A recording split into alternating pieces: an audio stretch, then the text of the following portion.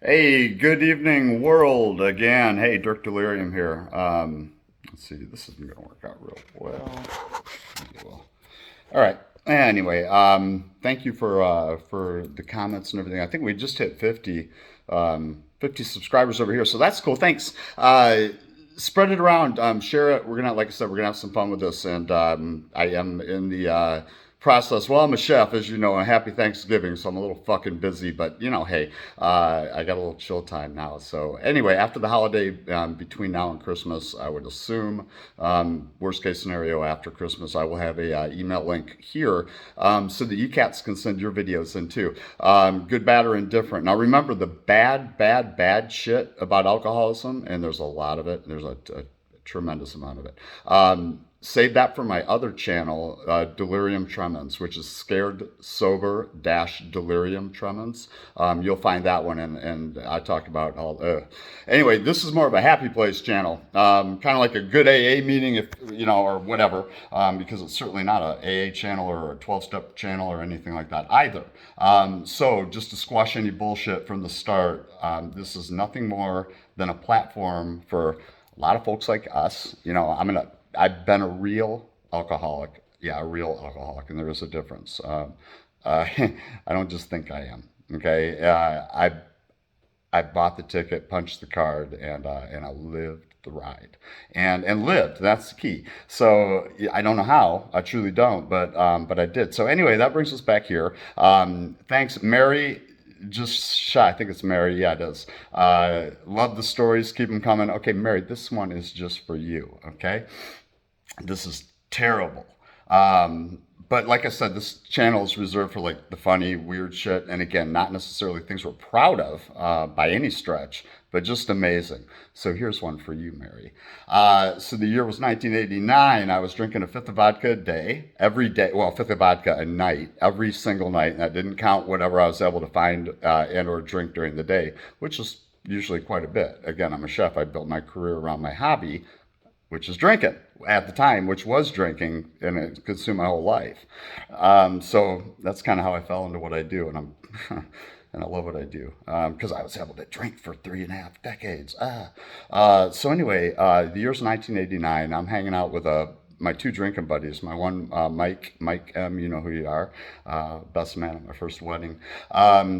We got really fucked up, and we had this other cat with us, Larry. So it was me and Mike and Larry, and we decided we were in Grand Rapids, Michigan, and we decided to go watch planes take off at the airport. And this was cool. I mean, why not? We hadn't done it before. It sounded like a neat idea.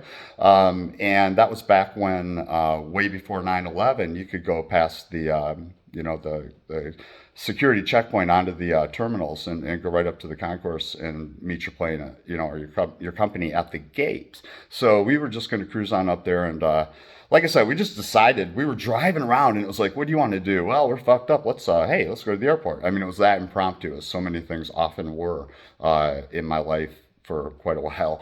So yeah, we ended up there, and we walked in the door, and there was a whole bank of wheelchairs. Now, quick disclaimer: I don't make fun of people with disabilities. I don't think it's funny to, and I have them in my family. But I'm just going to tell you what the fuck I did, okay? Again, not because I'm proud of it, but this is just what we did. All right, so now the segue is set. We walk in the door of the Grand Rapids International Airport, and there's a whole bank of wheelchairs on the left-hand side, and we didn't need to say a fucking word to each other. I looked at Mike, and he looked at me, and I was in that chair. And Mike was pushing it. Within 10 seconds, boom. And immediately I take on the role of, let's just say, being really mentally challenged, okay? So I start drooling on myself, and, we roll up to security, and we just think it's funny. I mean, I can hear them laugh and Mike smile, but we're all playing along. Like, we just all sunk right into the role with no communication. Even Larry was just like, he was blown the fuck away, but here we go. So it was probably 10:30 at night, and we got onto we got to security, and they like let me go around the metal detectors. Like, I'm going, and I'm drooling, and literally drooling shit on myself just because it's hilarious to me and to Mike. We were our own best entertainment. So security undoes, they undo the rope, and let me go back, and we just had to stink because we were all drunk as fuck, and it was vodka. So and who says vodka doesn't smell? Bullshit. When you drink the amount I did, it sure does. So anyway, we get past security and we get on the terminal, and there's one single plane, and it's boarding. We're like halfway down the terminal, and once again, zero communication between Mike and I. He just took a right, and I continued to just. And fuck, if we didn't walk right up to the line, there was not a big line, maybe 20 people or so against 10:30 at night, and we just walked right up. He pushed me. I didn't walk. I was handicapped, remember? So he pushes me right up to the young woman that's the flight attendant. She was hot too. She was old, man. She was probably like 22. And I was 18. So, but she was hot. And this chick, without a clue in her head, I said, pretty not intelligent. She opens the fucking ribbon for us. And we walk on like we're first class, man. We cut right in front of everybody and everything. And down the tunnel we go. And I have, first off, I don't have, I bet I didn't have $5 in my wallet. Okay, nothing. Two, I didn't know where the fuck this plane was going to. And I didn't care because it was pretty cool. Man, this is really happening. This is like, I'm blown the fuck away. And all I can do is spit and drool as I'm grinning. And we roll onto the plane, and with a wheelchair, and I'm in it. And right there in the beginning of the plane, in the entrance, and I'd flown a lot by then anyway. At that age, I was in and out for military school at 12, so back and forth. So, and most often drunk. So I was professional drunk flyer, okay, by that age, professional. And what do you get when you sit in first class? Comfortable seat. Fuck you. More leg room. Fuck you. A dinner. Fuck you too. You know what you get in first class? Free drinks. So this handicapped son of a bitch was going to sit in first class. I'd already planned that if I had landed at any other airport, whether it be, Chicago O'Hare or whatever, at Atlanta, something, and there's going to be like a transfer, I was going to stay right in my seat. I wasn't going to leave the plane. I was going to plant my ass there until it got to the end of the line. Again, without a plan or a clue. And all of a sudden, I'm sitting in a leather seat on first class. No shit. And there goes Mike, and there goes the wheelchair, and up the tunnel they went. Then a stewardess came over right as I'm thinking I made this. This is really going to happen. It did, too.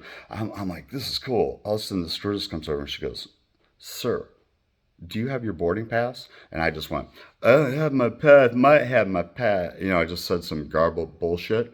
And she said it louder like I was deaf. I'm not deaf. She goes, "Sir, do you have your..." And I just did the same. I don't have in my head. I'm playing. Whatever. And she just got mad, whatever, and she walks away. And I'm like, oh, that's cool. She's not going to like me. Who cares? I'm going somewhere. That's what matters. I am on the fucking plane. And then the door shuts. Now it's for real. Then the tunnel pulls away from the plane. Now it's really going to happen. Holy shit. And then back she came. "Sir, do you have your boarding pass?" "Oh, you again?"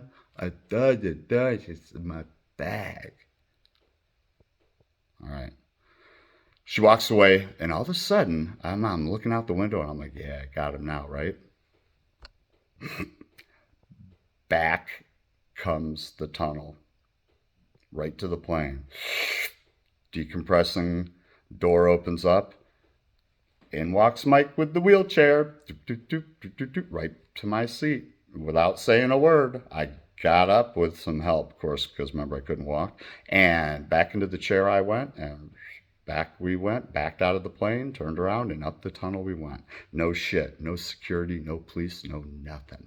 Never said a word, and nobody said a damn thing to us. And we walked right on by security, and we walked to the exit of the airport, and he rolled me out that back or front door, right into the parking deck, right to the car, where we collapsed the wheelchair and placed it in the trunk and stole it. No shit. So anyway, that's how that ended up in my house on Humboldt Street in the ghetto of ghettos in Grand Rapids, Michigan. I lived in Little Detroit, right there, for $25 a week. Anyway, that's how the wheelchair got there. Terrible story. I'm not proud of it, but yes, it did truly happen. And if they had flown me to pick up a spot in the world, USA. I don't even know how the fuck I'd gotten back, but I probably would have begged ignorance on the airline, and out of embarrassment, I'm sure they would have gotten me home. I think. All right. There's your story, Mary. Catch you on the flip side. Hey, and share the channel. We'll talk to you guys soon, okay? Happy Thanksgiving, and I will make sure that I post something the following week. You guys have a good one. Thanks again. Dirk Delirium. Bye.